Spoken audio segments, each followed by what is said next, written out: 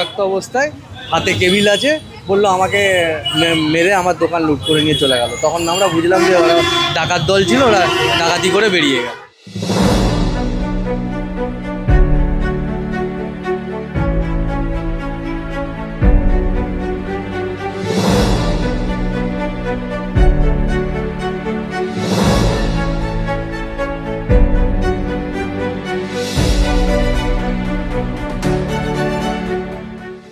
হুগলির ডানকুনিতে রবিবার বিকাল 4টে নাগাদ ঘটে গেল সোনার দোকানে দুঃসাহসিক ডাকাতি।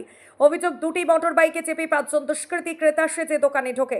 সিঁড়ি দিয়ে উপরে উঠে প্রথমেই দোকানের মালিককে মাথায় আঘাত করে অস্ত্রের মুখে জিম্মি করে তারা। সেই সময় দোকানে উপস্থিত 3 জন ক্রেতাকেও বেঁধে রাখা হয়।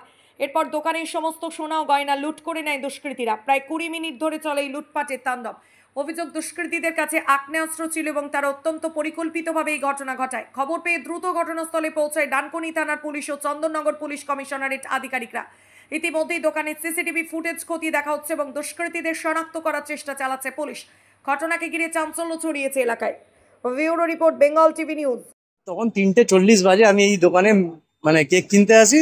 তো বাইরে দুটো বাইক দাঁড়িয়ে ছিল, একটা বাইকে 2 জন ছিল, একটা বাইক এমনি স্ট্যান্ড দিয়ে দাঁড় করানো ছিল, পালসার লাল কালো কালারের।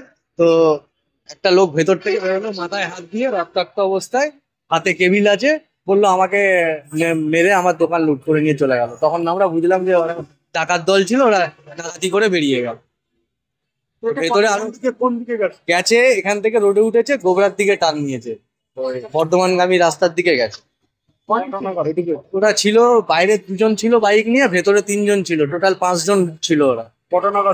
হয়েছে 3:40, তখন 3:30। আমার নাম শেখ শফিকুল ইসলাম। দেখুন, অত্যন্ত বাজে ঘটনা এটা।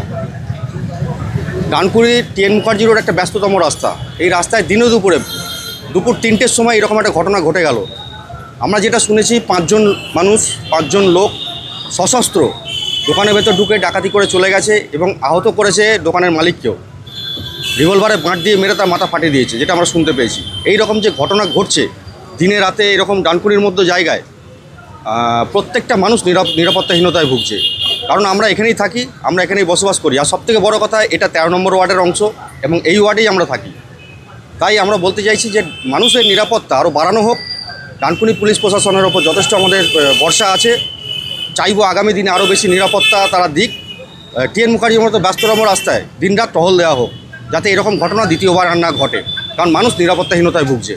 একেবারে ডানকুনি থানার কাছে বলা যেতে পারে, এবং যে হাউজিং মোড়ও পুলিশ প্রশাসন থাকে, তারপরেও দুষ্কৃতীরা তাণ্ডব চালিয়ে চলে গেছে। দেখুন, ভেতরে ঢুকে গেছে, যেটা আমরা শুনতে পেয়েছি। ভেতরে ঢুকে কি অপারেশন চালিয়েছে ওরাই জানে। আর সিসিটিভি ফুটেজ খতিয়ে দেখা হচ্ছে, তারপরেই বলা যাবে ওরা কীভাবে ডাকাতি করেছে এখানে।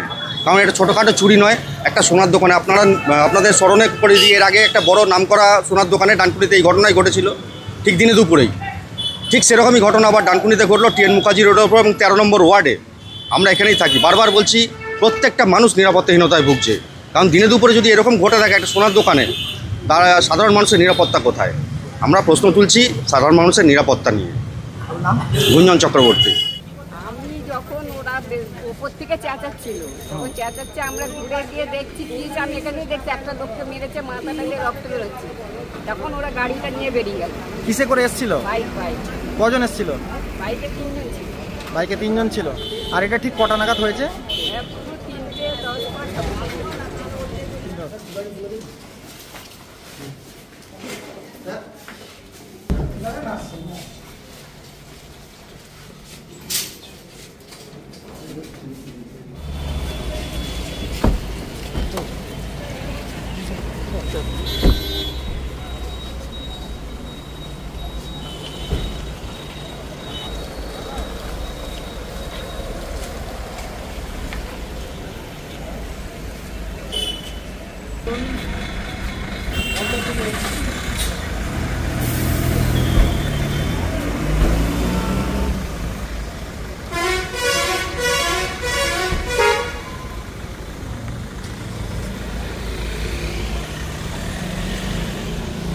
এই সমস্ত রকম ঘটনার পিছনে কাদের হাত রয়েছে সেটা খতিয়ে দেখছেন চন্দননগর কমিশনারের পুলিশ।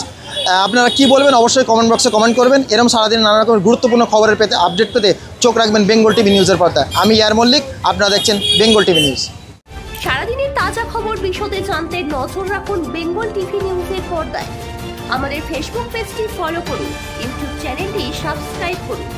আমাদের চ্যানেলে বিজ্ঞাপন দেওয়ার জন্য যোগাযোগ করুন 9339387106।